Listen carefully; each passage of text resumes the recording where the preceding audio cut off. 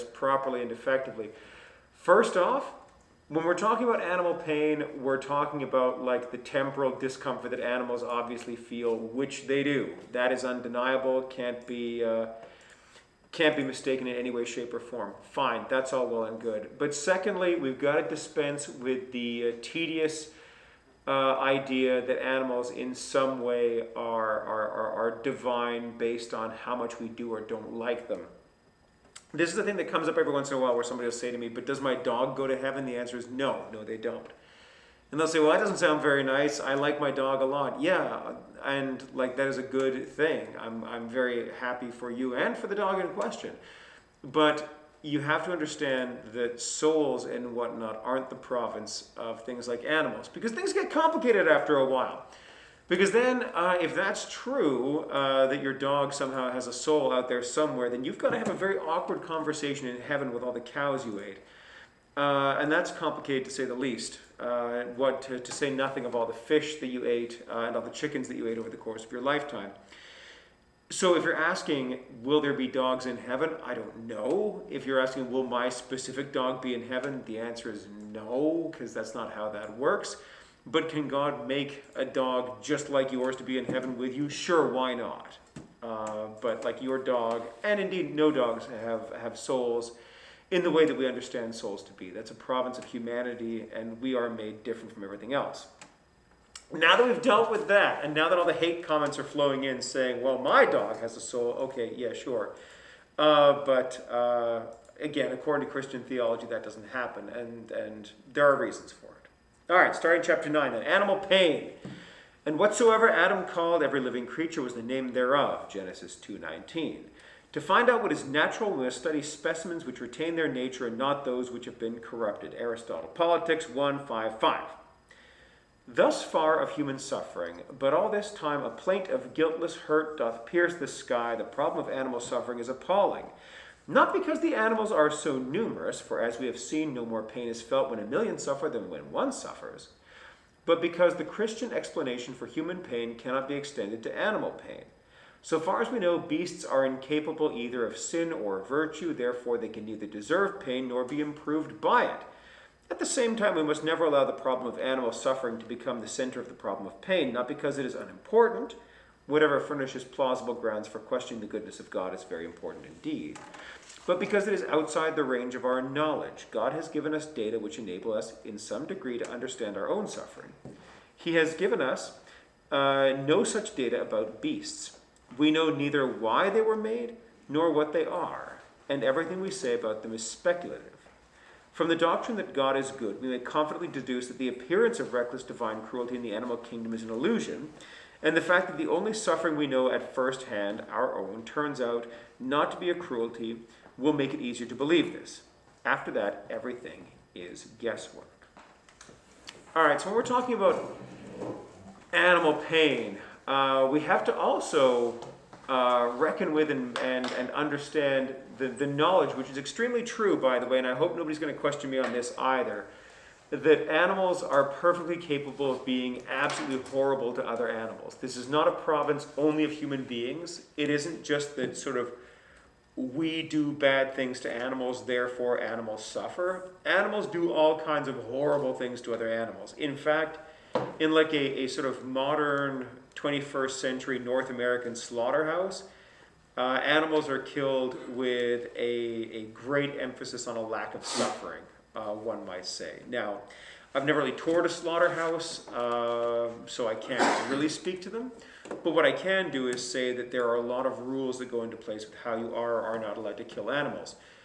In the animal kingdom, they have no such rules. You just sort of get wrestled to the ground and eaten, partially while you're still alive, and that's tough luck for you. And all kinds of things like wasps lay eggs in spiders or whatever that hatch out into larvae and eat them from the inside out. It's all awful stuff. But you have to dispense with the idea that cruelty against animals is exclusively a property that human beings can have, and that animals are capable of causing immense discomfort to one another.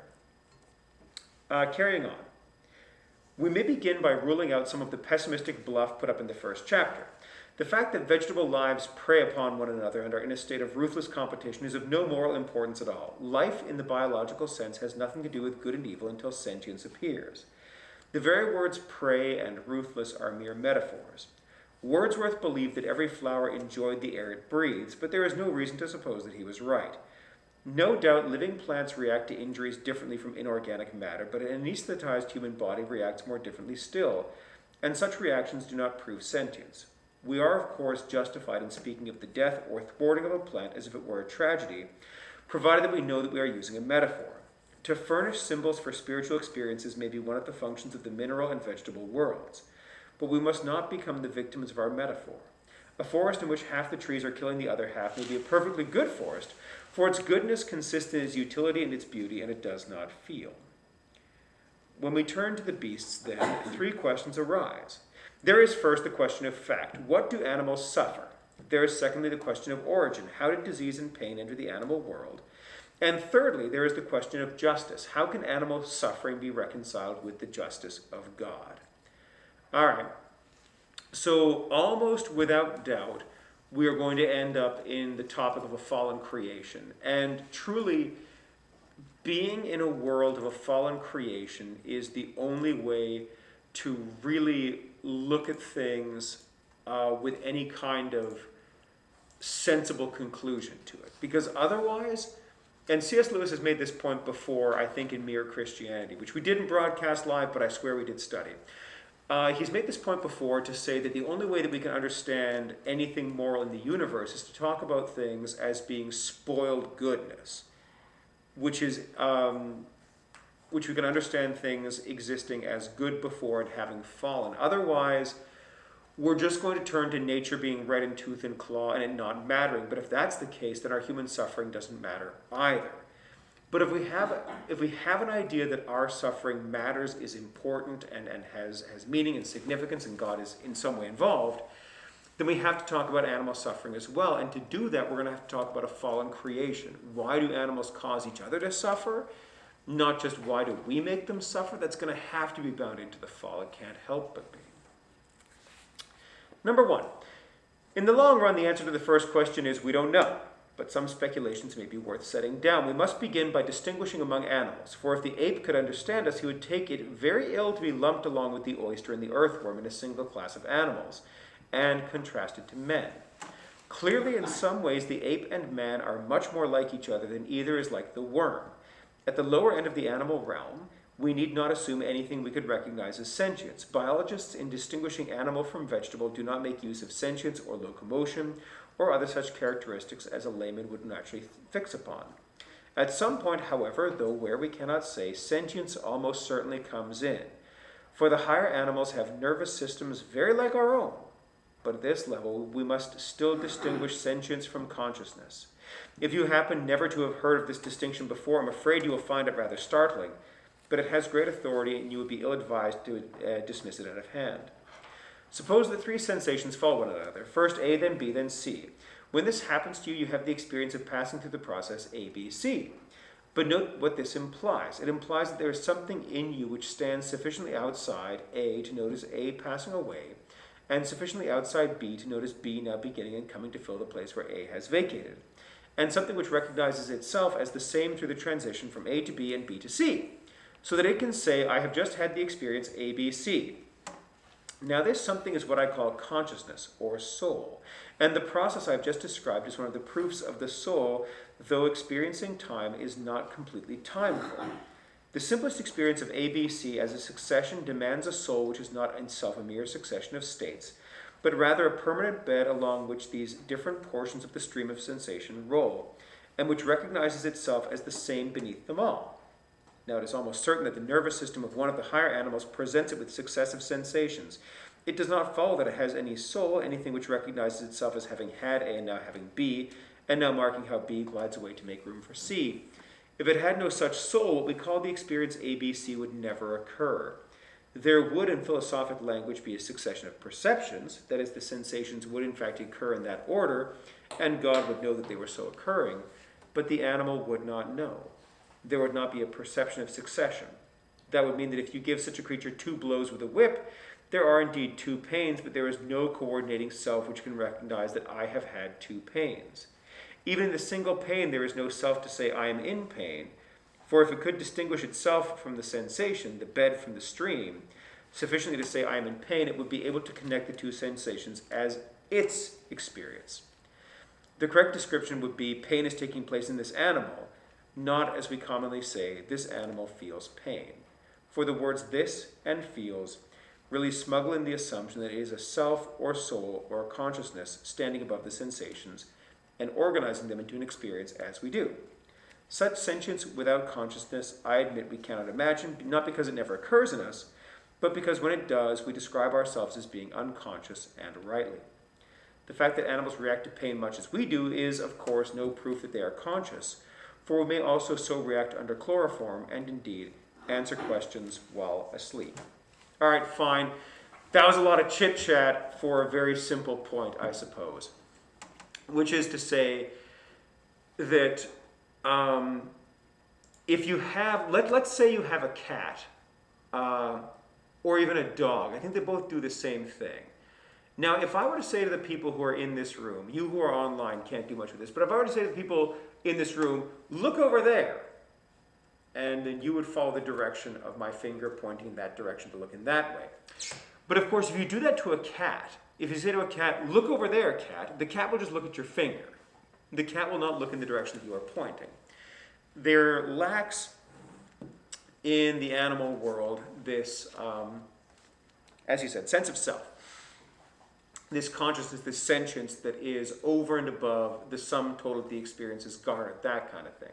Not to say that animals can't learn, which of course they can. Not that they can't be taught, which of course they can. You can teach them to do things based on rewards that you give them and this and that. It all makes sense. But to have the idea, as you would have when you are learning, if you are given books and told to study, you can not just go through the books and study, but you can understand that through that you are learning. When you give a dog a treat for shaking your paw, the dog does not understand that as an experience of learning. The dog doesn't say, okay, I am learning now I'm going to learn. The dog only connects its behavior with the treats that it gets, but does not understand itself as a learning individual at that moment. That's a province of us. That's how we do, that's how we react in the world that we're living in. How far up the scale such unconscious sentience may extend, I will not even guess. It is certainly difficult to suppose that the apes, the elephant, and the higher domestic animals have not in some degree a self or soul which connects experiences and gives rise to rudimentary individuality, but at least a great deal of what appears to be animal suffering need not be suffering in any real sense. It may be we who have invented the sufferers by the pathetic fallacy of reading into the beast a self for which there is no real evidence. Yes, when we're, again, like you remember how at the beginning I talked about how you may want your dog to be in heaven, but if that's the case, does every cow that you ever ate go to heaven as well? And do you have to have that conversation with cows for eternity about how you were eating them all the time?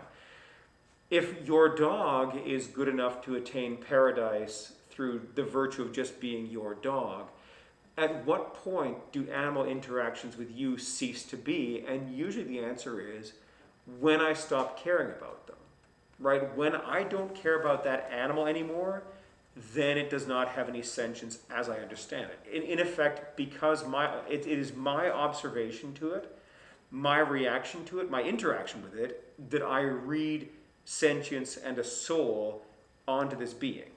So for example, if you're at the zoo, you may be tempted to read sentience or character or whatever onto things like otters and the apes and things like that, but and giraffes and elephants and stuff like that, hippopotamuses, sure, great. But you're very unlikely to read that same sentience onto like goats or onto the crickets in the giant Madagascar hissing cockroaches that they have in the Amazon exhibit, right? Like you're not going to do that. But you project that sentience onto the animals rather than the animals giving you that sentience. You see them, you observe them, you say, oh my gosh, look how cute they are. They're swimming around and doing cute little human things with their hands. Fine. And they are. And it's a nice thing to observe and whatnot, but they're only doing, in effect, like otters are doing what beavers do in the same fashion, and muskrats, and once you kick it down further down the line, actual rats. Like, they're all doing the same basic thing, but you read sentience onto some of them and not onto others based on your interaction with them, not based on what you're acquiring from them, if you see what I mean. And you can tell this because there are all kinds of children's books written about how nice mice are. I think back to my own youth when I read the book The Mouse and the Motorcycle. And I hope somebody in their youth read that as well. It wasn't just me. It was a story of a nice mouse who was able to ride a toy motorcycle around by making a motorcycle sound with his mouth. He was going and trucking around the house on a motorcycle. He had a little half of a ping pong ball for a helmet and whatnot. Now, you have to understand that actual mice that live in your actual house don't do that. They don't ride small motorcycles around, and they don't do anything like that. They instead eat your food and make a mess, and you try and kill them because they have no business being in there. Well and good. But you have to understand that projecting sentience and character onto a mouse does not come from the mouse. That comes from the observer, not from the mouse itself. Number 2. The origin of animal suffering could be traced by earlier generations to the fall of man. I told you we were going to get there. Ha ha ha. The whole world was infected by the uncreating rebellion of Adam. This is now impossible, for we have good reason to believe that animals existed long before men. Carnivorousness, with all that entails, is older than humanity. Now, it is impossible at this point not to remember a certain sacred story, which, though never included in the creeds, has been widely believed in the church and seems to be implied in several Dominical, Pauline, and Joannian utterances. I mean the story that man was not the first creature to rebel against the Creator, but that some older and mightier being long since became apostate and is now the emperor of darkness and significantly the Lord of this world. Some people would like to reject all such elements from our Lord's teaching, and it might be argued that when he emptied himself of his glory, he also humbled himself to share, as a man, the current superstitions of his time.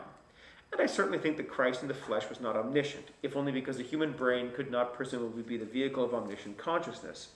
And to say that our Lord's thinking was not really conditioned by the size and shape of his brain might be to deny the incarnation and become a Docetist. Thus, if our Lord had committed himself to any scientific or historical statement which we knew to be untrue, this would not disturb my faith in his deity. But the doctrine of Satan's existence and fall is not among the things we know to be untrue. It contradicts not the facts discovered by scientists, but the mere vague climate of opinion that we happen to be living in. Now, I take a very low view of climates of opinion. In his own subject, every man knows that all discoveries are made and all errors corrected by those who ignore the climate of opinion. It seems to me, therefore, a reasonable supposition that some mighty creative power had already been at work for ill on the material universe, or the solar system, or at least the planet Earth, before ever man came on the scene, and that when man fell, someone had indeed tempted him. This hypothesis is not introduced as a general explanation of evil. It only gives a wider application to the principle that evil comes from the abuse of free will. If there is such a power as I myself believe, it may very well have corrupted the animal creation before man appeared. The intrinsic evil of the animal world lies in the fact that animals, or some animals, live by destroying each other. That plants do the same I will not admit to be an evil. The satanic corruption of the beasts would be therefore analogous in one respect with the satanic corruption of man. For one result of man's fall was that his animality fell back from the humanity into which it had been taken up, but which could no longer rule it. In the same way, animality may have been encouraged to slip back into behavior proper to vegetables. It is, of course, true that the immense mortality occasioned by the fact that many beasts live on earth is balanced, in nature, by an immense birth rate. It may seem that if all animals had been herbivorous and healthy, they would mostly starve as a result of their own multiplication. But I take the fecundity and the death rate to be correlative phenomena. There was perhaps no necessity for such an excess of the sexual impulse. The Lord of this world thought of it as a response to carnivorousness, a double scheme for securing the maximum amount of torture. It offends less. You may say that the life force is corrupted, where I say that living beings were corrupted by an evil angelic being. We mean the same thing, but I find it easier to believe in a myth of God and demons than in one of hypostasized abstract nouns. And after all, our mythology may be much nearer to literal truth than we suppose. Let us not forget that our Lord on one occasion attributes human disease not to God's wrath, nor to nature, but quite explicitly to Satan. Yeah, you're obviously going to have to start talking about the fall, because part of the deal with living in a fallen world and a fallen creation is that you have now an arms race based around based around suffering and death.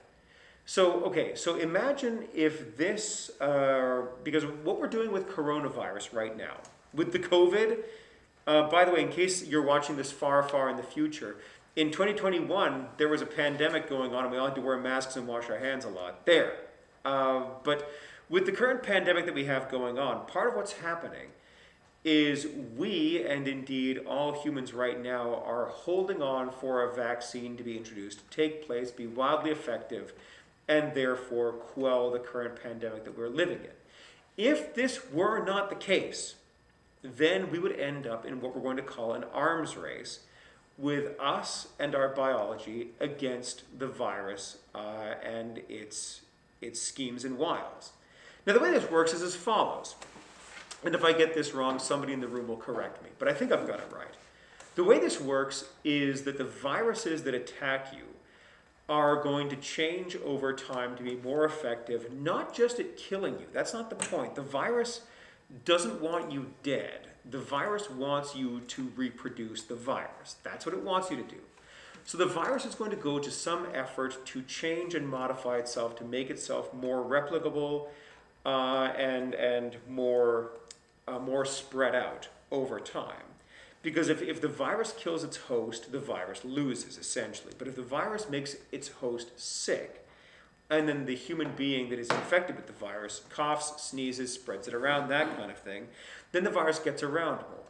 So if we weren't doing the vaccine thing, then what would end up happening is we would end up in a process where we'd be in an arms race against the virus, where our immune system would be fighting the virus, and the virus would be changing over time in response. And over time, things would settle down to the point where we as human beings would likely develop some kind of pretty solid immunity of some variety to the virus, and the virus would settle itself down over time as well. Think about the common cold, for example. The common cold, we have no vaccine against that kind of thing. It just is. It's around, you get it every year, except this year. Mazel tov, everybody. I haven't had a cold all year, or the flu. I've been in great shape because I haven't touched anybody, and I've been wearing a mask and washing my hands and all that stuff. But if you think about it, like the arms race that we are having with the common cold, the rhinovirus, seems to have reached some variety of stalemate, where it changes every year enough to stay ahead of your immune system, but it doesn't develop into like a lethal form that kills you or makes you any sicker than you currently are. You are currently rocking at a system where you can beat it in a few days, but it has a few days to spread itself around. Is this close enough to being accurate? Yeah. All right, fine, good, close enough. Point being that all of nature is in that arms race, right, in some degree or another. This isn't just something that you fight internally against viruses. This is how crabs have hard outer shells and pincers. This is how goats have horns. This is how lions and tigers have teeth and claws, because they're all in an arms race against each other. That's how that works. So the goat is going to have obviously teeth and whatnot to chew up the grass that it has to eat, but it also has to have some kind of defense mechanism, whether that be running away very quickly, or horns to stand and fight, or hooves to kick, or whatever, because it is in an arms race against the local predators there are around. Everything works like this because nature itself is corrupt. We are not in cooperation, we are in competition with each other. We truly are. As humans, it's easy to forget that because we kind of won the competition some time ago, like in terms of the fact that our massive brains tend to account for a lot of other natural advantages that we don't have. So for example, if you're in an arms race with a lion, it has powerful teeth and claws and muscles and whatnot with which to kill you, but you can be in a literal arms race with it and just get a gun, and then the lion kind of goes away, and that's that. So because of our removal from this arms race of development over time, we sort of forget about the fact that it's still happening all day, every day in the animal kingdom, where they are in an arms race against each other all the time, as a result of fallen creation. If you understand that about our relationship with things like viruses and bacteria, you can understand that on a much bigger level as well, that all these animals are in competition with each other. In the same way that goats eat the grass and then the coyotes eat the goats, you can understand how the goats are in competition with the coyotes because the coyotes are there and going to be preying on the goats all the time. This is a result of a creation that is in some way fallen, that has developed to take advantage of each other, which you can either say from the scientific perspective was inevitable at a certain point, or you can say that creation is corrupted through some sort of fall or some sort of demonic influence, whatever. It doesn't matter. But you have to, if you're trying to account for animal suffering, you have to account for the fact that the animals themselves are going to make one another suffer through their very nature. If this hypothesis, continuing on with the book, if this hypothesis is worth considering, it is also worth considering whether man at his first coming into the world had not already a redemptive function to perform. Man even now can do wonders to animals. My cat and dog live together in my house and seem to like it. It may have been one of man's functions to restore peace to the animal world, and if he had not joined the enemy, he might have succeeded in doing so to an extent now hardly imaginable. Interesting idea. It is an interesting idea, isn't it? But like, in some ways, that is like absolutely, definitely true. And I'll explain what I mean. Chris, can you do me a favor and look up how many whooping cranes there are in the world these days? Oh yeah, it's quite a bit more than when I was 10 years old. When you were 10 years old, there were 12 of them. Yeah, something like that. Yeah, there were almost... I think, when they did their migration. Yeah. But like there used to be almost no whooping cranes at all, like in the wild. There were like... It's hundreds now. Yeah, it's hundreds now, easily. See how many hundreds? Yeah. They brought them back from extinction because there were like 12, 13, 14, 15 of these whooping cranes for a while. And then through a lot of effort, because like 12, 13, 14 whooping cranes is not many. Now we have how many? About 800. 849. That's a big increase from a dozen, right? That's a big success story for bringing the whooping cranes back from essentially extinction. They were right there, man. Like that's about as low as you can get and still have whooping cranes exist. And they were like brought back, but they were only brought back through a lot of effort. Now, who puts that effort in? We do. Because like you're not going to get gorillas who are going to be mounting a policy to save the whooping cranes, right? They're not going to do it. Like I'm sure gorillas are very nice, they're gentle giants, etc., blah, blah, blah, but they're not mounting some great policy to save the condor or the whooping crane or the Tasmanian devil or the passenger pigeon. Truly it's really only us that is going to either hunt something to extinction or bring it back from extinction. Like, yeah, I'm sure animals can hunt each other to extinction, but they never quite grasp the bringing them back, the cultivating them, the restoring them back to their place, right? Only we are going to do that. And that's part of our responsibility as echoed in the beginning of Genesis, where God talks to people and says to them, have dominion over the earth and subdue it. And that's a very important thing to consider, because even people who don't believe in God and have no time for any kind of creation still act as though that's true. Like even the most dyed-in-the-wool, hardcore atheists that I know, people who believe in natural selection only, they're still saying things like, yeah, but we should save the whales. Why? If it's all natural selection, just let them go, man. Like they're obviously not keeping up. They should have evolved better and worked harder. If they can't handle the world that we're making, tough luck for them, right? They should have evolved better. And the stuff that can keep up, namely like rats and cockroaches and I don't know, pigeons, they'll be fine. We'll still have them. But the idea that we take seriously is that we in some way do have a responsibility to the creation that we're living in. Whether we believe that that's self-serving or not. Like people will believe that it benefits us to save the giant panda. But in reality, even people who don't believe in God and don't take seriously that role that we have as caretakers of creation will still behave as though we should. And perhaps even more so. They'll say, we really need to save Chevrolski's horse and the condor and the whooping crane and whatnot, even though those things are of no material benefit to us directly. Like if all the Chevrolski's horses went extinct tomorrow, you and I would never notice. Because you probably never heard of them until tonight. You're welcome. Exactly. They're like the last species of wild horse left in existence, and if they all go away tomorrow, your life isn't going to change much, but you still did. But now that you know that they exist, you probably think we should save them. Now that I've mentioned them for the first time in your whole life, you probably think, gee, we should probably save Shabrowski's horse and stop it from going extinct. Fine. So you understand the role that you have to play in creation. You understand that responsibility that you feel like instinctively towards if there is an endangered animal, it probably shouldn't go extinct. Which is something nobody has ever, like no other animal is ever going to do.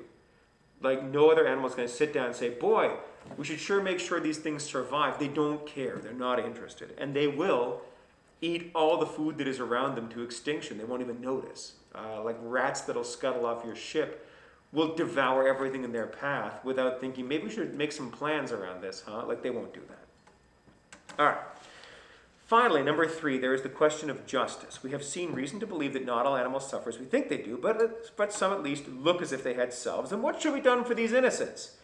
And we have seen that it is possible to believe that animal pain is not God's handiwork, but begun by Satan's malice and perpetuated by man's desertion of his post. Still, if God has not caused it, he has permitted it, and once again, what shall be done for these innocents? I have been warned not even to raise the question of animal immortality, lest I find myself in company with all the old maids. I have no objection to the company. I do not think either virginity or old age contemptible. And some of the shrewdest minds I have ever met inhabited the bodies of old maids. Nor am I greatly moved by the jocular inquiries like, well, where will you put all the mosquitoes? A question to be answered on its own level by pointing out that if the worst came to the worst, a heaven for mosquitoes and a hell for men could conveniently be combined. Ha ha ha! The complete silence of scripture and Christian tradition on animal immortality is a more serious objection, but it would be fatal only if Christian revelation showed any signs of being intended as a système de la nature, answering all questions, but it is nothing of the sort. The curtain has been rent at one point and at one point only to reveal our immediate practical necessities, and not to satisfy our intellectual curiosity. If animals were in fact immortal, it is unlikely from what we discern of God's method in the revelation that he would have revealed this truth. Even our own immortality is a doctrine that comes late in the history of Judaism. The argument from silence is therefore very weak. The real difficulty about supposing most animals to be immortal is that immortality has almost no meaning for a creature which is not conscious, in the sense above. If the life of a newt is merely a succession of sensations, what should we mean by saying that God may recall to life the newt that died today? It would not recognize itself as the same newt. The pleasant sensations of any other newt that lived after its death would be just as much or just as little a recompense for its earthly sufferings, if any, as those of its resurrected. I was going to say self, but the whole point is that the newt probably has no self. The thing we have to try to say on this hypothesis will not even be said. There is, therefore, I take it, no question of immortality for creatures that are merely sentient. Nor do justice and mercy demand that there should be, for such creatures have no painful experiences. Their nervous system delivers all the letters A, P, N, and I, but since they cannot read, they never build it up into the world pain, and all animals may be in that condition. Well, and like again, that's what we've said before, right? And it's a fair point to say that if the lowly earthworm were to be wiped out, and if that particular earthworm were to be resurrected, would it even know that it was the same earthworm? Would that matter? Would there be any sense that that particular flatworm or snake or whatever was the same one, and would it matter? People have been talking about cloning their pets in the last little while. I don't know if you've heard about this. There's a burgeoning market for cloned pets, where people are talking about how they would like to clone their pet and how like their dog or their cat died and they want to clone it. But part of the deal is when you clone your pet is that you get at the end of that a dog or a cat that looks the exact same as your last dog or cat, but it's not the same one. Like it looks the same and it probably will behave the same in many ways, but it's not the same one, but it might as well be. It's like if you got a new laptop but couldn't be bothered to save the old one, I suppose. Well, exactly so, right? Like you'd have to reinstall everything all over again. It would behave in the same way. Like it would totally react the same way. But you have to understand, and if you trained the dog the same way you trained the previous one, it would come out by and large pretty darn similar because you've made an exact genetic copy of it. Do two identical twins behave exactly the same? Well, no, and like that's the point, right? So it won't behave exactly the same. Right, exactly. But like the point is that the identical twins that you have a sense of self that is independent of their like genetics and surroundings. Yeah, but the clone will have grown up with a completely different set of experiences than the original.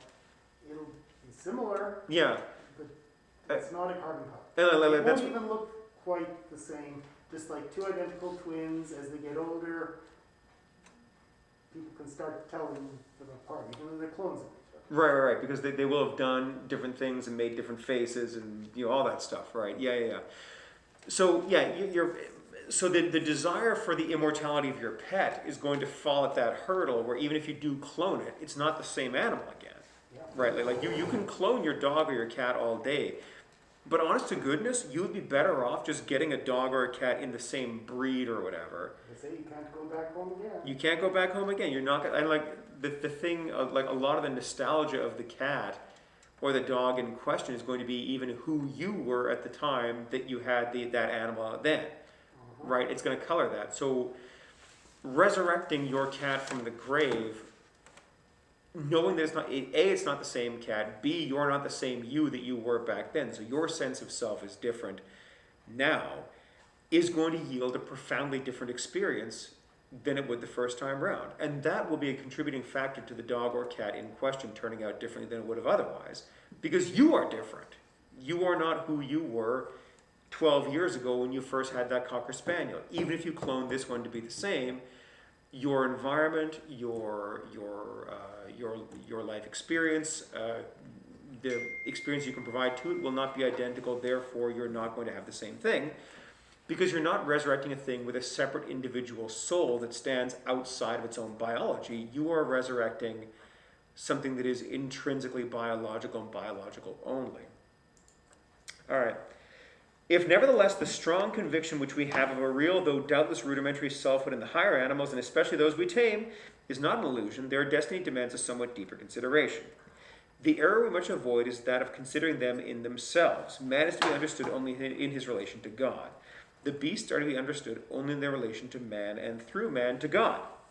Let us guard against one of those untransmuted lumps of atheistical thought which often survive in the minds of modern believers. Atheists naturally regard the coexistence of man and other animals as a mere contingent result of interacting biological facts, and the taming of an animal by a man is a purely arbitrary interference of one species with another. The real, or natural animal to them is the wild one, and the tame animal is an artificial or a natural thing. But a Christian must not think so. Man was appointed by God to have dominion over the beasts, and everything a man does to an animal is either a lawful exercise or a sacrilegious abuse of an authority by divine right. The tame animal is therefore, in the deepest sense, the only natural animal, the only one we see occupying the place it was meant to occupy, and it is the tame animal that we must base all of our doctrine of beasts. Now it will be seen that insofar as the tame animal has a real self or personality, it owes this almost entirely to its master. If a good sheepdog seems almost human, that is because a good shepherd has made it so. I have already noted the mysterious force of the word in. I do not take all the senses of it in the New Testament to be identical, so that man is in Christ and Christ is in God and the Holy Spirit in the church and also in the individual believer in exactly the same sense. They may be senses that rhyme or correspond rather than a single sense. I am now going to suggest, though with great readiness to be set right by real theologians, that there may be a sense corresponding, though not identical with these, in which those beasts that attain a real self are in their masters. That is to say, you must not think of a beast by itself and call that a personality and then inquire whether God will raise and bless that.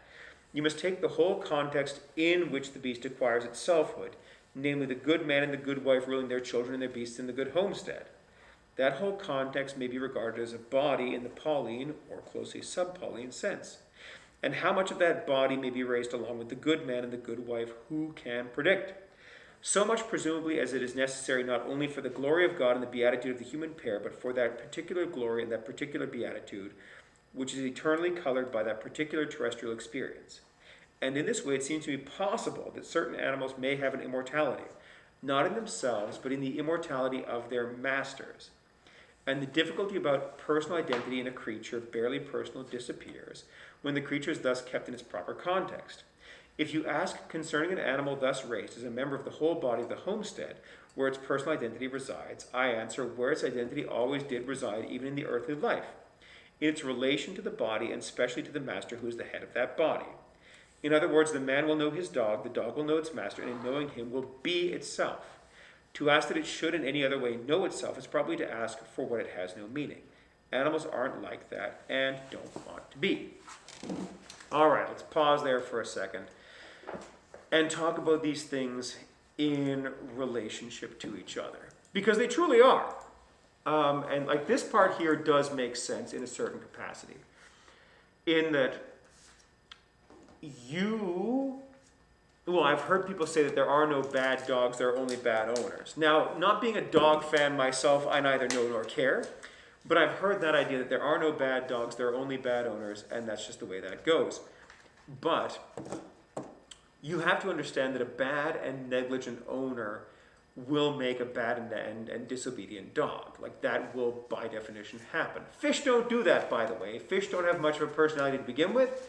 You can't make a goldfish good or bad based on how you relate to it. Like, you won't get a worse behaved goldfish if you are, like, mean to it. It won't know, it won't care, it won't develop a mean antagonistic personality. But the higher up on the level an animal is, the more your interaction will cause it to be better or worse. You can make a bad cat, which will misbehave and growl and even like swat people with a claw. But if you make a bad dog, you can make a killer. Like, you can make an absolute lethal animal. And if you have a chimpanzee as a pet, which I don't recommend that you do, by the way, please don't do this, because people who have chimpanzees as pets end up with actual killers who will kill you. And if you think you can fare well in a fist fight against a chimpanzee, think again. They will tie your neck in a knot. It's a nightmare. Like, images of chimp attacks, don't look those up, Chris. We'll all get in real big trouble. But like, images of chimp attacks are brutal. They're horrible. Like, a chimpanzee is a nightmare. But like a very well-trained dog can be like a second set of eyes for the blind, or it can bring a cask of rum up a mountain to stranded mountaineers, or it can sniff for drugs or bombs or any of these kinds of things. A well-trained dog is invaluable, whereas a poorly trained dog is dangerous. So your personality, your effort is going to be reflected in that animal, which is, by definition, part of your household then. Now, as to whether this gets resurrected as part of you, that's the thought experiment he is doing. Not does this animal have a soul in and of itself, but is there a resurrection possible as part of your whole self? Does your whole self involve your animals? Because they are a function and a subject of yourself and your effort and your time. That's a more interesting thought experiment than just, does this piece of meat go to heaven? That's different. But asking, is your animal, which is a subset of yourself in relation to you, does that have any possibility of divinity attached to it, or of divinity working on it? Better question. My picture of the good sheepdog and the good homestead does not, of course, cover wild animals, nor, a matter even more urgent, ill-treated domestic animals. But it is intended only as an illustration drawn from one privileged instance, which is also, in my view, the only normal and unperverted instance of the general principles to be observed in framing a theory of animal resurrection. I think Christians may justly hesitate to suppose any beasts immortal for two reasons. Firstly, because they fear, by attributing to beasts a soul in the full sense, to obscure that difference between beast and man, which is as sharp as the spiritual dimension, as it is hazy and problematical in the biological. And secondly, a future happiness connected with the beast's present life simply as a compensation for suffering. So many millenniums in the happy pastures paid down as damages for so many years of pulling carts seems a clumsy assertion of divine goodness. We, because we are fallible, often hurt a child or an animal unintentionally, and then the best we can do is to make up for it by some caress or tidbit. But it is hardly pious to imagine omniscience acting in that way, as though God trod on the animals' tails in the dark and then did the best he could about it. In such a botched adjustment, I cannot recognize the master touch. Whatever the answer is, it must be something better than that. The theory I am suggesting tries to avoid both objections. It makes God the center of the universe and man the subordinate center of terrestrial nature. The beasts are not coordinate with man, but subordinate to him, and their destiny is through and through related to his.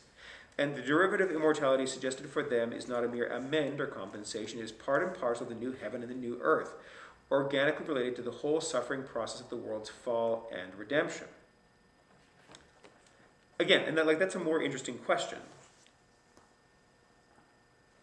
The question that asks, are these things related to us? And like the quote at the beginning that talking about animals and things in their proper state, if we believe that animals are subordinate to human beings, then we have to also believe that we are in some way bound to the animals that we are around, and they are in some way bound to us. We are over and above them, and we create them into what they're going to be.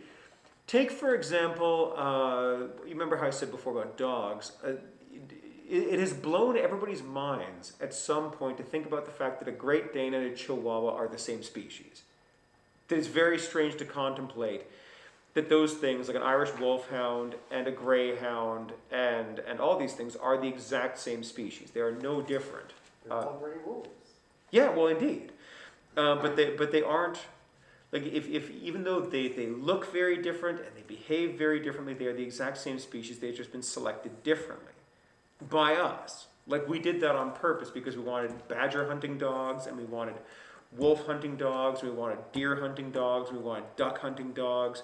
We wanted dogs for herding sheep and herding horses and herding cattle and all these things. And like, we go to a lot of effort to make this happen over successive generations of these dogs in order to condition them to be what we want them to be. That makes sense.